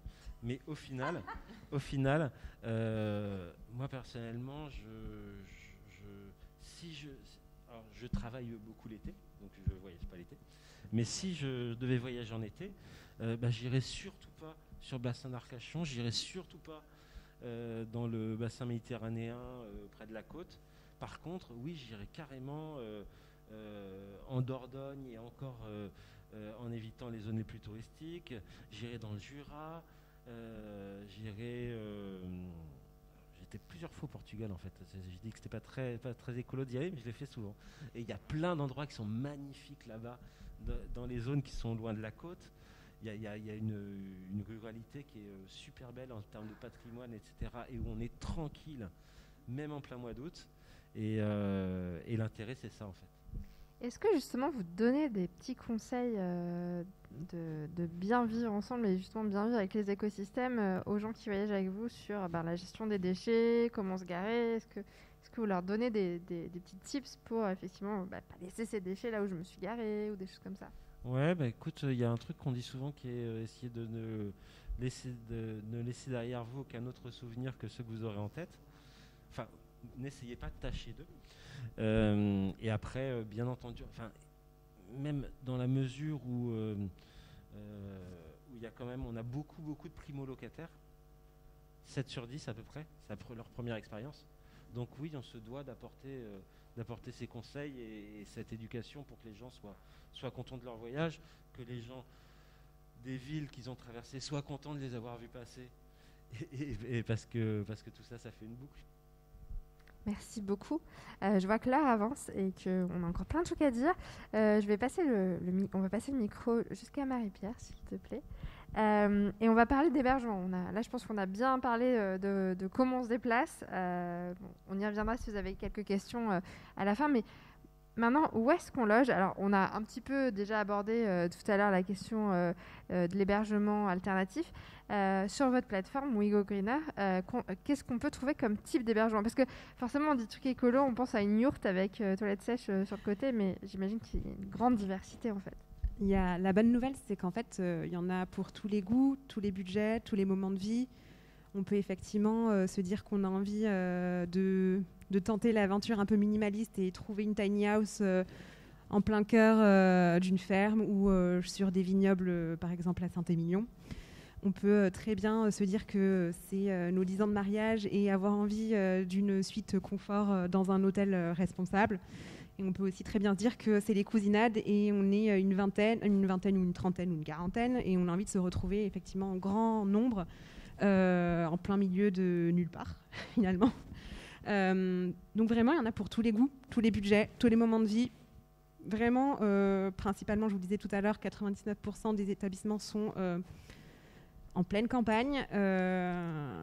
Vient du coup la question de comment je m'y rends. On promeut énormément effectivement le train et on réfléchit à des solutions. Du coup, quand on y va en train, après comment on fait les derniers kilomètres pour aller jusqu'à chez l'hôte en pleine campagne. Souvent nos hôtes font des trajets, des navettes, mais on a trouvé aussi des petites applis qui permettent de terminer les derniers kilomètres, avec qui on va travailler d'ailleurs, qui permettent de terminer, donc de booker la première partie du trajet avec un train et après de terminer en covoiturage ou trouver justement quelqu'un qui sera OK pour nous accompagner 2 kilomètres plus loin. Et ça, c'est des choses auxquelles on réfléchit énormément. Et on est en train de travailler du coup avec cette application qui s'appelle Tic Tac Trip, je ne sais pas si vous connaissez, mais qui propose justement de trouver des solutions pour ces derniers kilomètres. Et tout ça pour vous dire que oui, il y en a pour tous les goûts, tous les budgets, tous les moments de vie. Et effectivement, nous, notre envie, c'était aussi de casser ces stéréotypes qu'on a de l'hébergement écolo qui, effectivement, on peut avoir dans l'imaginaire, dans nos imaginaires collectifs, l'idée d'une yourte, de toilettes sèches, de pas du tout de confort. Oui, ça existe et c'est chouette. Alors les toilettes sèches, c'est confortable. Hein. Et c'est hyper confort d'ailleurs. Je suis hyper convaincue. Ne pesons pas cette idée. Je suis hyper convaincue, effectivement, que oui, c'est une très bonne alternative, une très bonne façon de faire. En revanche, quand on est au démarrage de sa transition écologique à terme, quand on est vraiment au début, ça peut être des choses qui sont totalement rédhibitoires. Et l'idée, c'est aussi de casser cette image qu'on a du tourisme vert et de se dire que non, il n'y a pas que des yourtes, il n'y a pas que un tipi, il n'y a pas que le camping, il y a aussi du confort, il y a aussi des moments de vie effectivement très conviviaux avec du partage. Voilà. Merci beaucoup. Et avant de prendre vos questions, on n'a pas trop parlé des attractions. Que faire une fois qu'on est sur place? On y a été, on a le logement. Qu'est-ce qu'on fait une fois qu'on est sur place?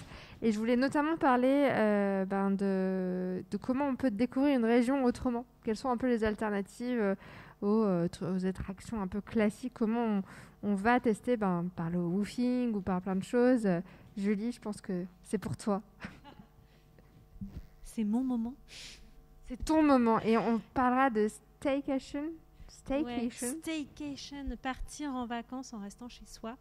En fait, oui, découvrir une région. Moi, j'ai envie de dire comment on découvre déjà sa région. Parce qu'il y a plein d'initiatives qu'on ne connaît pas. Et on en a parlé. On a vite abordé la question des boucles en vélo et les boucles de randonnée qui existent et qui sont développées par la métropole et par le département aussi, si on a envie d'aller un petit peu plus loin, qui sont géniales, avec tout plein d'indications touristiques à observer sur votre passage. Vous savez combien de kilomètres dans combien de kilomètres vous vous engagez, combien de temps ça va vous prendre, où est-ce que vous pouvez manger sur le chemin, si vous pouvez y aller en vélo ou à pied. Enfin, il y a des boucles qui sont développées par des services itinérants qui sont vraiment géniales et en libre téléchargement sur les sites de la métropole ou du département, enfin de Gironde Tourisme en l'occurrence. Et puis, il y a plein d'opérations en fait qu'on ne connaît pas. Nous, on a fait un peu le test pendant le premier confinement. On a lancé une opération qui s'appelle Bordeaux vous envoie balader, qui sont des visites guidées pour les habitants. Avec, du coup, on a fait réfléchir nos guides pour réinventer leurs visites guidées et trouver des thématiques un peu improbables qui seraient plus intéressantes pour des habitants. Donc, aller découvrir des quartiers qu'on connaît moins. Il y a plein de choses géniales à découvrir à Bacalan. Il y a plein d'histoires. Avoir des thématiques historiques, des thématiques ludiques, enfin réinventer tout plein de visites guidées. Et on a proposé cette semaine de visite gratuite en avril 2020. Parce qu'en fait, c'était une action solidaire de notre part pour les guides conférenciers. C'est nous qui prenions en charge le coût des visites parce que les guides conférenciers, c'est une des professions qui a beaucoup souffert de la crise. On l'a refaite au mois d'octobre. On l'a fait en octobre 2020. On l'a refaite en avril 2021 où là, on a pris vraiment une participation symbolique tout simplement pour éviter les gens qui ne viennent pas parce que c'est gratuit et je me suis inscrite mais j'ai oublié. Donc, il y a une petite participation symbolique et en fait, ça marche vraiment bien. C'est un peu un laboratoire test pour nos guides et on se rend compte qu'il y a en fait, ce qui marche sur les habitants, ça marche sur les visiteurs. Il n'y a pas vraiment de secret. Donc, la visite guidée sur le street art qui a été imaginée à ce moment-là, elle est maintenant en visite régulière pour les visiteurs qui viennent de partout. Et ça marche très bien. Donc, on a des campagnes un peu comme ça qu'on lance. Il y a des dégustations de vin sur le GR métropolitain ou avec des concerts qui sont organisés. Donc, vous faites une partie du parcours du GR, vous terminez avec un verre de vin et un concert. C'est sympa. Il y a plein de choses aussi. Vous pouvez faire des ateliers de rénovation de patrimoine avec une association qui s'appelle Rempart.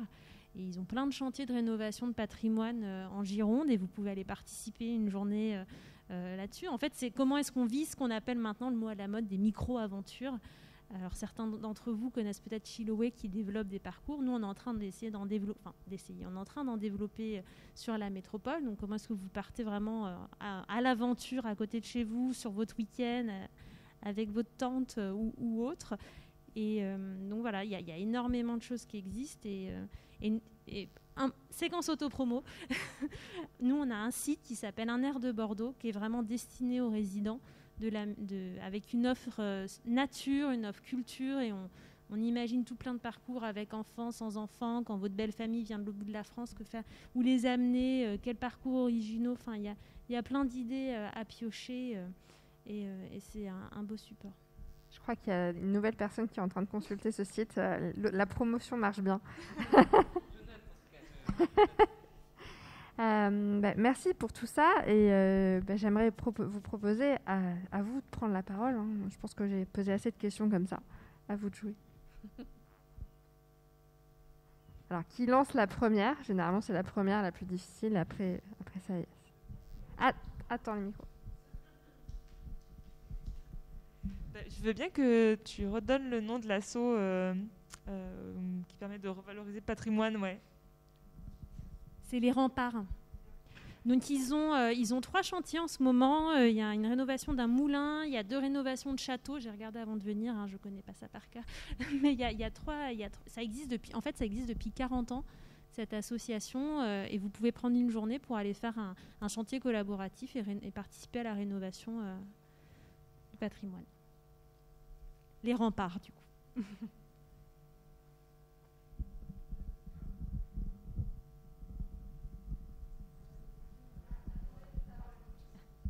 Bonjour, moi j'avais une question sur 1, 2, 3. Ouais, une question pour WeGo Greener en fait, en termes de business model, comment ça se passe, parce que c'est vrai que les bookings, etc., ils prennent des commissions de dingo. Hein.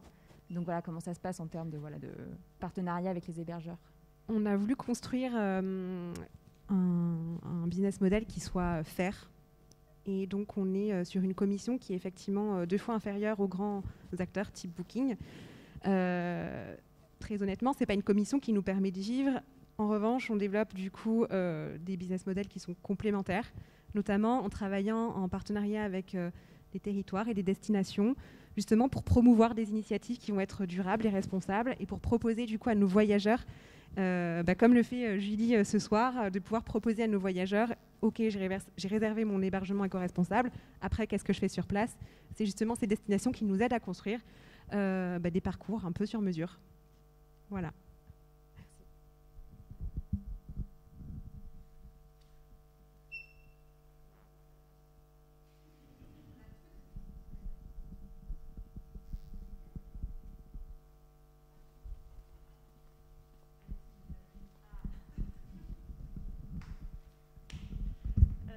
Je sais pas, peut-être que tu l'as déjà posé. Comment on devient coopérateur c'est ça à RICOP?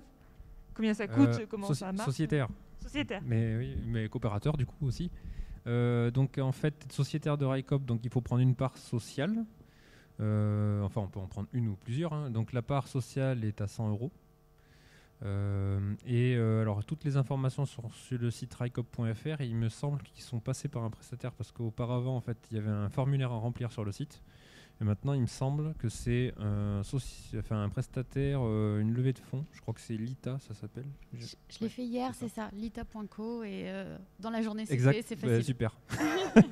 Et merci. Non, voilà, c'est après. On retrouve toutes les informations sur le site, donc RICOP.fr. RICOP est présent aussi sur les réseaux sociaux. Il y a une adresse contact@RICOP.fr donc qui répond. Voilà. Il y a aussi les réponses. Je sais qu'on est plusieurs à répondre sur le fil Messenger voilà. Donc il ne faut pas hésiter à poser sa question. Enfin, on y répond. Voilà. Donc, et du coup, pour le modèle coopératif, j'en profite. Donc c'est une personne égale une voix, qu'on peut prendre une part ou 10 000 parts. On a une voix.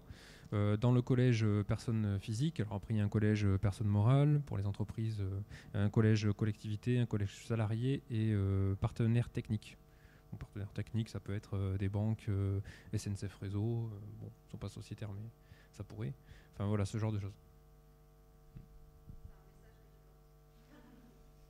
Oui, alors ça serait jugé parti parce que... Alors, c'est un peu particulier, le ferroviaire, c'est un monde un peu spécial, mais en gros, c'est vrai que RICOP serait client de SNCF Réseau, mais d'une certaine manière concurrent de SNCF Mobilité.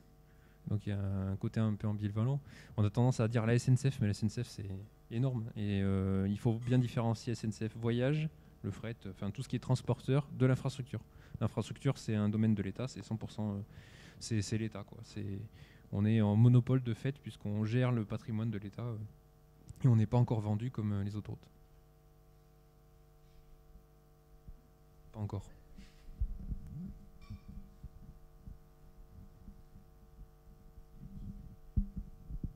On a eu quelques initiatives qui ont été partagées ou des bons moments que vous avez vécus à travers vos modes de déplacement ou vos initiatives type logement. Est-ce que vous pourriez chacun juste nous raconter une expérience que vous avez vécue? Alors j'ai bien noté la ligne, enfin le viaduc à aller voir, etc. Mais si vous avez d'autres initiatives chacun à nous présenter, je suis preneuse. Je peux commencer. Alors, je ne suis pas membre de cette association, mais je sais qu'il y a une association de préservation d'un vieil autorail, l'X 2403. Il y a un voyage ce week-end, Ussel, Bordeaux, Le Verdon, et retour le dimanche, et il repasse par le Buisson. Enfin, alors c'est sur Facebook, je crois que l'association s'appelle X 2403, je peux regarder vite fait. Donc ça, c'est une idée comme ça pour ce week-end, si vous ne savez pas quoi faire. Et sinon, voilà, moi je suis du Médoc, alors je vais vous vendre le Médoc. Donc voilà, je vous propose de prendre le train. Vous allez soit à Blanquefort, prenez le tram, vous allez à la gare de Blanquefort, vous allez à Saint-Jean. Vous partez à Soulac, vous pouvez vous baigner, vous pouvez vous promener un petit peu. Vous arrivez, vous remontez la plage vers le nord, vous allez arriver à la plage des Arros.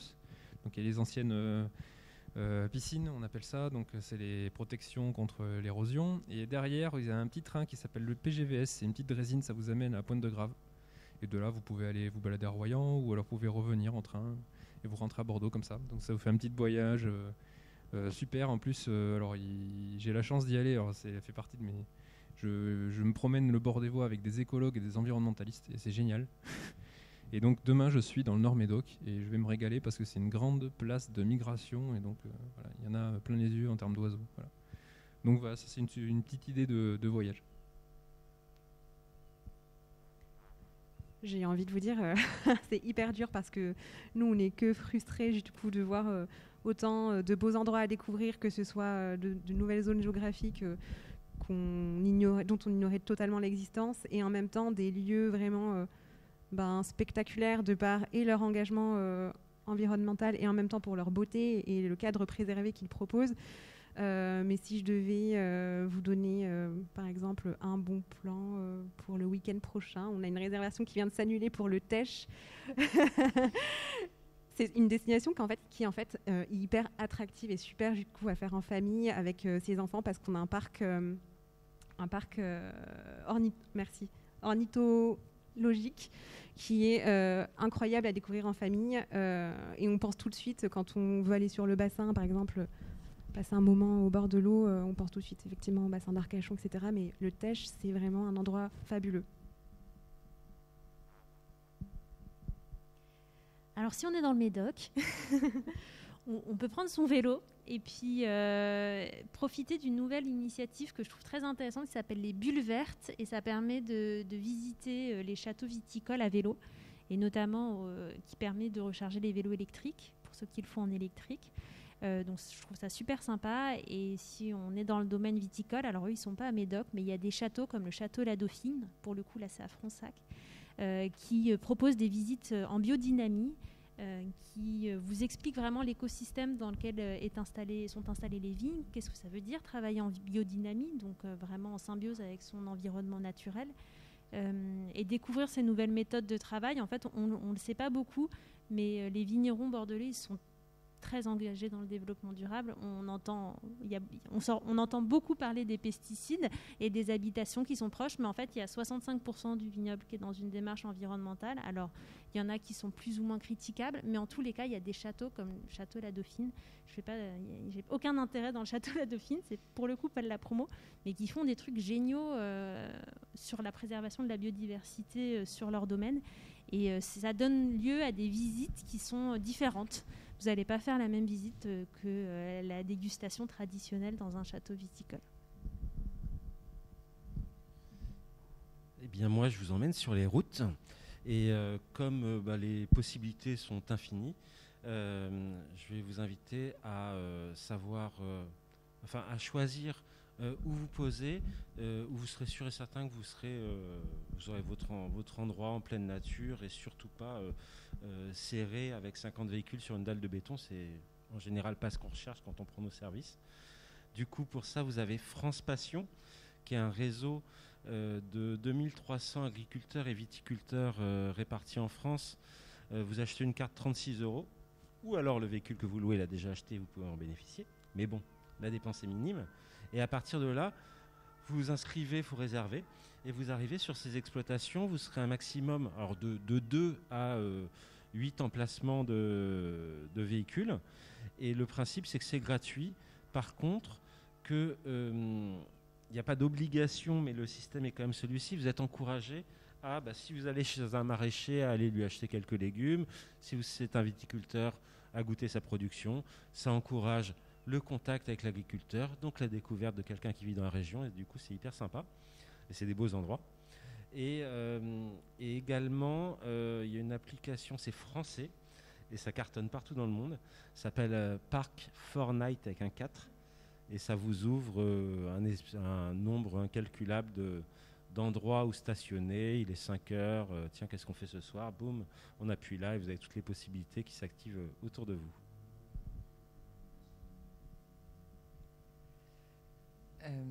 Et la réponse est difficile aussi. Déjà, je crois que ce week-end, il ne fait pas très beau.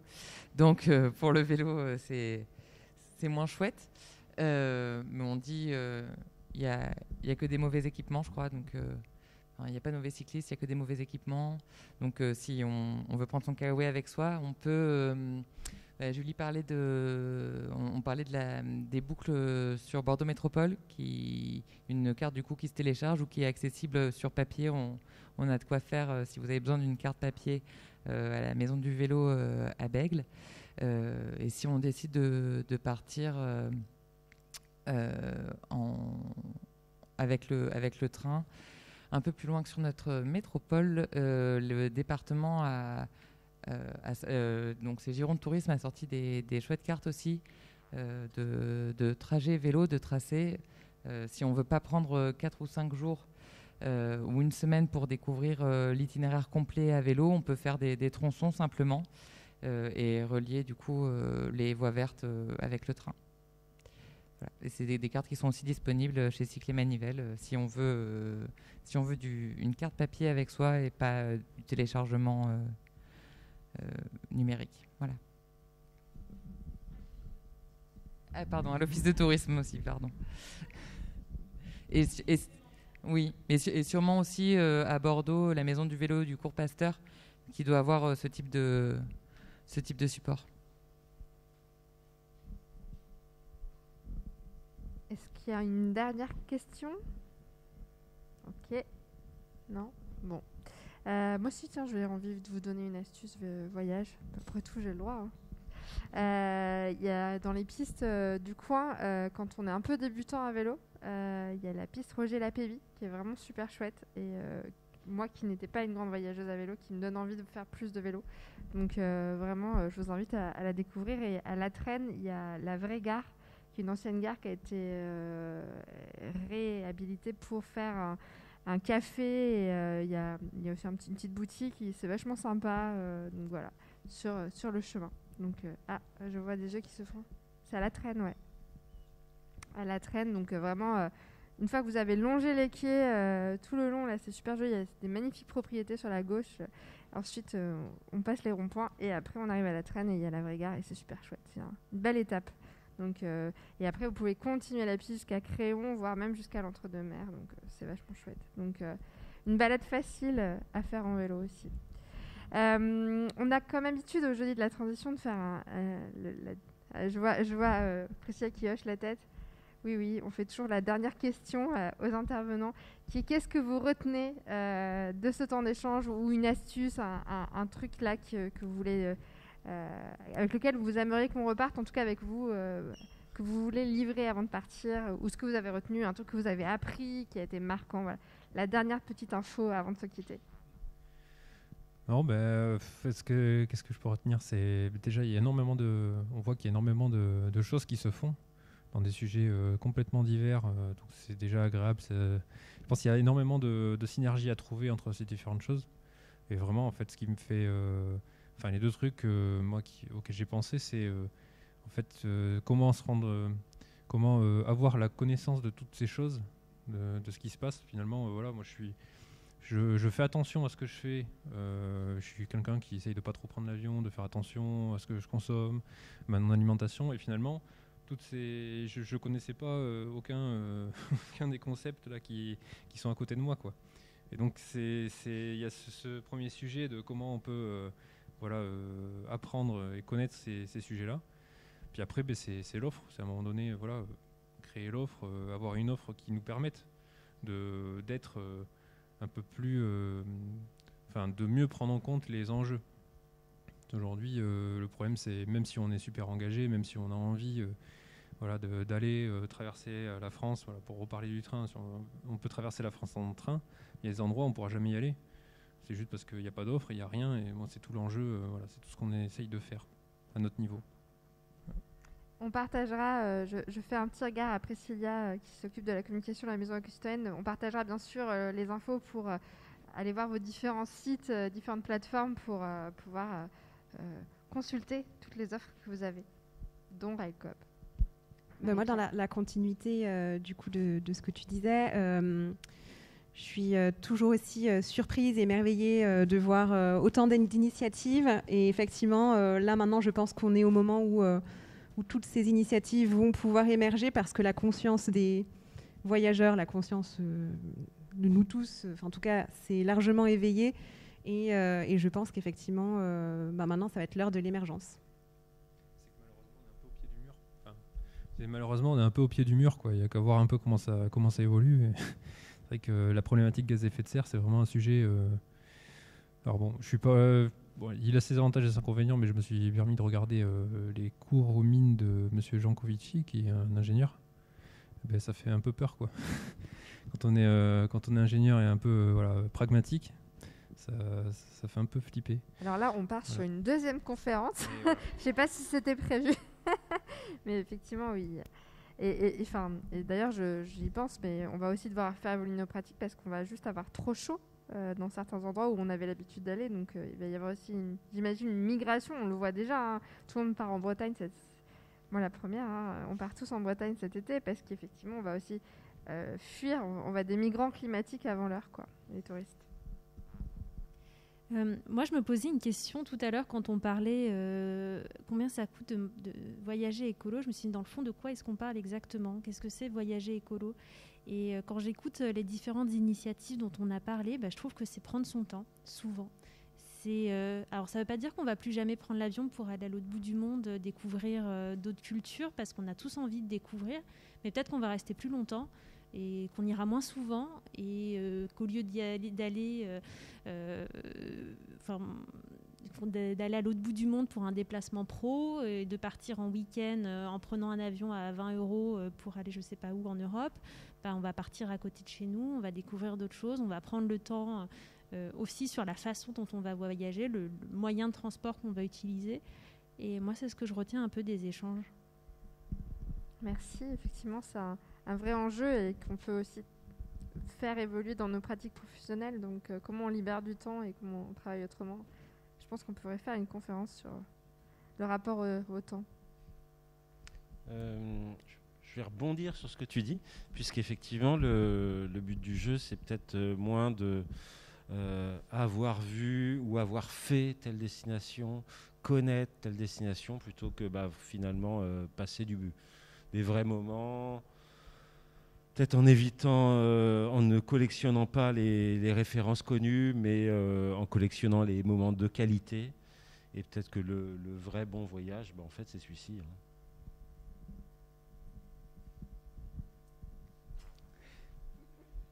Moi, j'ai appris plein de choses. Je ne connaissais pas les deux plateformes que vous représentez. J'ai eu plein d'informations sur partir près de chez soi, finalement. Qu'est-ce que c'est? C'est des notes que j'ai prises aussi. Donc, je suis ravie d'avoir participé. RICOP Bordeaux-Lyon en juin 2022. Du coup, c'est une initiative que je connaissais, mais c'est quelque chose qui donne très envie de voir comment ça se passe, de voir de quelle manière on abordera le train avec le vélo à ce moment-là aussi. Ça sera forcément mieux que maintenant, j'imagine. La pression. Non, mais ça sera forcément mieux, ce sera forcément différent. C'est vrai que aujourd'hui, c'est très difficile. Récemment, il y a un questionnaire qui est sorti pour effectivement que les usagers ou les futurs usagers de RICOP puissent donner leur vision du vélo avec le train. Et c'est une démarche qui est chouette. Donc c'est noté aussi. Voilà. Merci Anaïs. Et moi aussi, j'avais prévu de vous dire quelque chose. C'est aussi penser, il y a plein d'initiatives autour des clean walk et tout ça, de faire de son voyage des temps aussi où on sensibilise. Quand on va à la plage, d'avoir toujours un sac en plus pour ramasser les déchets sur son chemin retour. Parce qu'à l'aller, sinon on le porte 2 fois, donc toujours le faire au retour. Mais voilà, pensez que aussi pendant les vacances, on peut faire des petits gestes, mais qui fonctionnent bien. Et d'expérience, ramasser les déchets sur la plage. Souvent, il y a 2-3 enfants qui commencent à nous rejoindre. Enfin, ça crée une espèce d'émulation et on peut continuer à sensibiliser aussi en voyage. Donc, voilà, c'était aussi le petit ajout que je voulais vous proposer. Je vous remercie à toutes et tous d'avoir participé à cette table ronde. Merci à vous d'être venus. On sait que c'était tentant d'aller en terrasse avec la réouverture et le soleil. Donc, merci d'avoir été là. Et on se retrouve à la Maison Éco-Citoyenne tous les jours pour voir toutes les expos. Il y a plein d'actions, d'activités. Prenez le programme avant de partir et on se retrouve pour ma part à la rentrée pour une prochaine conférence. Merci à la Maison Éco-Citoyenne de sa confiance et je vous souhaite un bel été et de bonnes vacances durables.